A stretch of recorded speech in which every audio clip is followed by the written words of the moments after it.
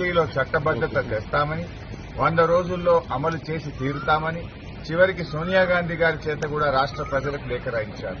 కానీ ఈరోజు మాట తప్పినటువంటి కాంగ్రెస్ ప్రభుత్వం మళ్లీ పార్లమెంట్ ఎన్నికల్లో ప్రజల్ని మోసం చేయడానికి ఇంకేమీ లేక ఈ రోజు దేవుణ్ణి కూడా వాడుకుంటున్నటువంటి పరిస్థితి ఉన్నది.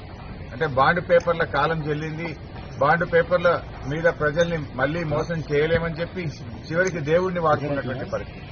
అందుకే ఈ రోజు నేను ఒకటే సవాల్ చేస్తా ఉన్నాను, మీరు దేవుడి మీద ప్రమాణం కాదు, నిజంగా మీరు ఆగస్టు 15వ తేదీలోగా 2 లక్షల రుణమాఫీ ప్రజలకు ఇచ్చిన ప్రకారంగా 6 గ్యారంటీలు 13 హామీలను మీరు బాండ్ పేపర్ల మీద రాసిచ్చారు. వాటన్నింటినీ ఆగస్టు 15వ తేదీలోగా మీరు అమలు చేసినట్టయితే నేను నా శాసన సభ్యత్వానికి రాజీనామా చేసి తిరిగి ఉప ఎన్నికల్లో పోటీ కూడా చేయను అని చెప్పి ముఖ్యమంత్రి గారికి సవాల్ వేశారు. ముఖ్యమంత్రి గారు కూడా గన్ పార్క్